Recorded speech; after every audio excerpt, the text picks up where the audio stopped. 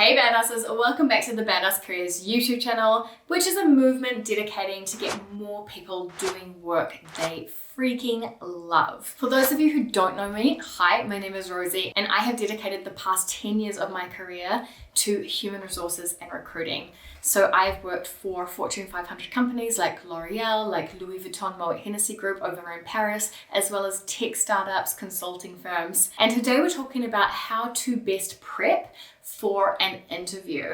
You know, by the time that they're interviewing you, your odds of getting the job are actually pretty good, right? Imagine they're interviewing just 5 people. That's a 20% shot. So you really want to make sure that your preparation doesn't let you down so that it can really stand out compared to the other candidates. So if you have a job interview coming up, look no further. This video is going to be the most comprehensive resource out there on how to best research and prepare for this interview so that you can land the job. And I am really excited to tell you how you can nail your next interview. So without further ado, let's just jump straight on into it.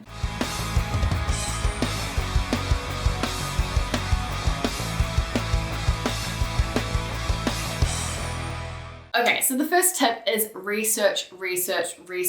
You know this, I know this, but how? How can you research in a way that's not only effective, but it's going to generate some information that just not everyone who did a quick Google and search on their website could find. So first, you're going to really want to understand the company, their vision, the mission that they're on, how they're performing, their competitors, and how things are going for them generally, their outlook, what their challenges are, and what the strong points of that company are. And to do this, you are going to want to dive into their annual report, which can usually be found on their website if they have one. And you can also read or listen to earnings calls. Public companies are required to share their challenges, their initiatives, their performance, all of that jazz with their shareholders. They typically do this on a quarterly call, and these calls are actually available to the public. So all you need to do is search for company name earnings calls, and you can have a wealth of information show up. Of course, you want to look into recent press and news, and what you also want to do is have a comb through their social media channels as well. What are they talking about? What are they sharing? What's the tone of the company? Is it more serious? Is it more playful? See if they have any careers or employment branding kind of channels. I know L'Oreal had L'Oreal Talent, and on their Facebook page and their YouTube page, they would put up loads of tips for the application process, the interview process, and also do a lot of day in the life kind of videos as well to give you an insight to the company and even maybe the specific role that you're going for. Another thing you can do on social media is check if they have hashtags. So for example, at L'Oreal, we had hashtag We Are L'Oreal, hashtag L'Oreal Talent, hashtag L'Oreal Culture, hashtag L'Oreal Careers. Try these different combinations out with your company and see if anything comes up and you can glean any kind of information. Also, don't forget to check out the company page on LinkedIn and see who they're interacting with, what they're posting about, how they reply in the comments. All of that kind of stuff is going to give you the highlight reel of information that you can absorb and just sort of take note of some patterns and themes that are coming up as well. Another awesome thing that you can really do to understand the company context more is to watch or listen to interviews with their senior leaders. So if you Google their leadership team, if you check them out on their website, you can just give it a go, put their names in Google and put, interview, podcast, conversation, whatever that is, look on YouTube and see if these people have been interviewed and are talking about what they have going on, their hopes and dreams for the company, all of that kind of stuff. It's just gold. It's particularly interviews with CEOs and founders can really highlight some of the big vision and challenges for the future as well. And when you hear that kind of information and these plans for the future, not only is it super interesting, but you can already start thinking about, okay, outside of this role that I'm going for, if I look at the bigger mission of the company, how can I contribute? What am I going to bring to the table? What kind of skills, attitude, behavior, what am I going to bring to the team to help them get there, to be a part of the puzzle, to be a part of the team that's actually going in that direction? Now, the best time to have done this next thing would have actually been before you even applied to start with, or maybe just after you sent in your application documents, whether or not you knew you had an interview or not.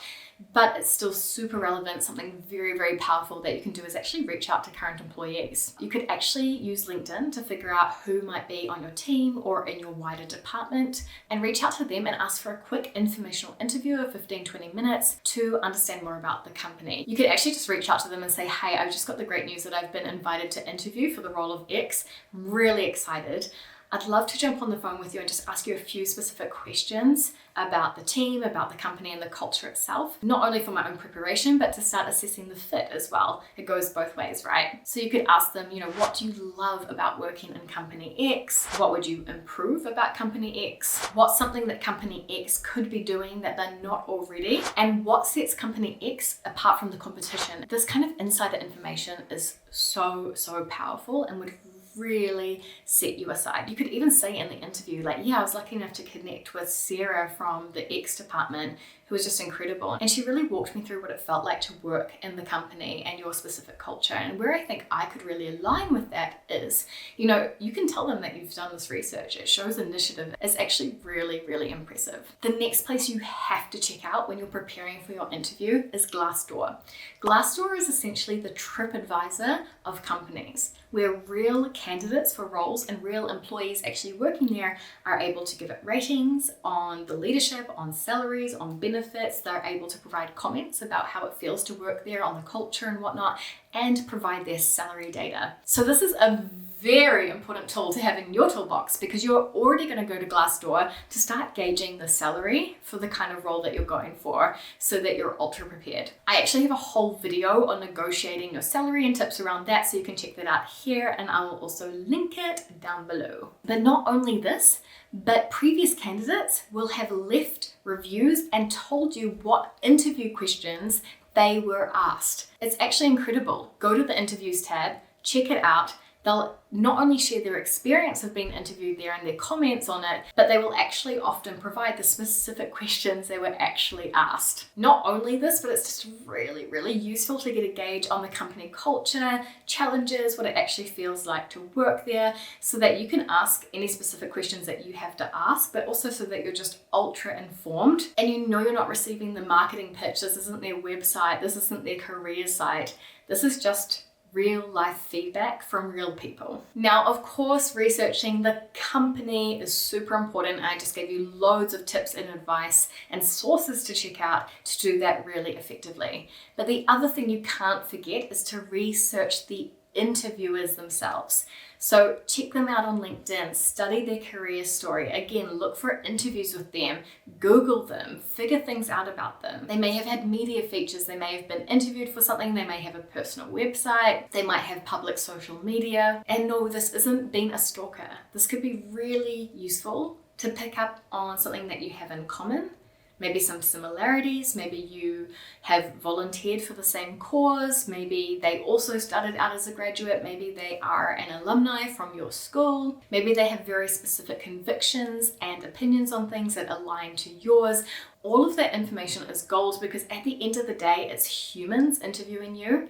And when you have that kind of like me bias, like we're similar in some way and I can trust that because you and me, we're the same, or maybe we share the same values or mission or whatever it is, that honestly does play to your favor. And research shows that people do tend to hire people who resemble them in some way, not necessarily physically, but in the way that they think, which isn't great for diversity given, but it's just what the research shows. So you might as well use that and leverage that to your advantage. Now, when it comes to preparing for your interview, you're going to want to make sure that all the practicalities, the logistics are signed off. So you know what you're going to wear, for example. What do you wear? So definitely check out social media, see what employees are sort of wearing on a day-to-day basis, and maybe sort of zhuzh that up sort of 10 to 20%, that's the kind of vibe. So for example, if you are going for a startup and everyone wears jeans and a t-shirt,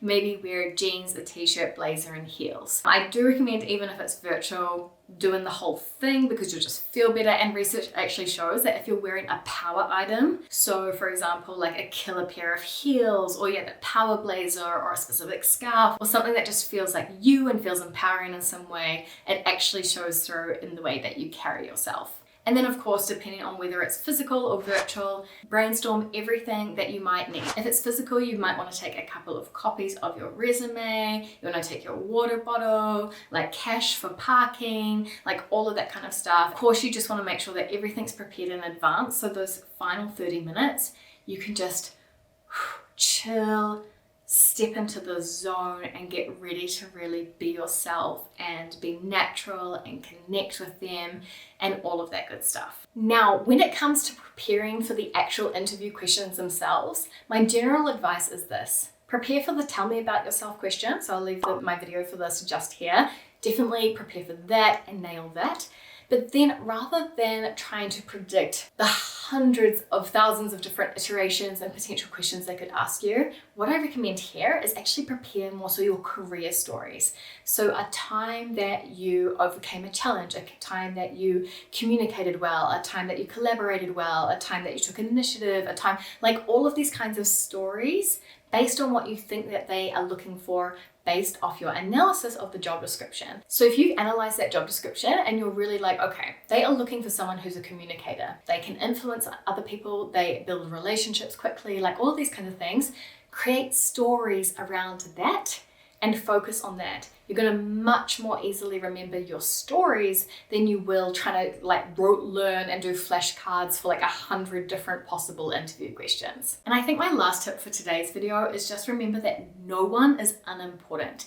The way you treat and interact with the intern who's helping you to coordinate time slots for the interview all the way to the senior director, just make sure you treat everyone like they are the decision maker. Treat them with so much respect and make sure that they feel like you're a really awesome person to work with, because you'd be surprised how one comment from the receptionist or the intern or the executive assistant to the director or something can actually make or break someone. So make sure that every single person that you touch is left with a really positive impression of you. If you have any questions whatsoever about preparing for your next interview, don't hesitate to let me know down below. I'll definitely get back to you. I get back to all of my comments. And otherwise, if you are job hunting in general and you know that your resume or CV needs a little bit of love, definitely go and check out my free resume masterclass. It's 1 hour, it's 5 keys to badass your resume so that you can generate more and higher quality job offers. And I give so many tips in there. So if you're a job hunter right now, you're definitely going to want to check that out. Otherwise, thank you so much for watching, and I'll see you next time on the Badass Careers YouTube channel.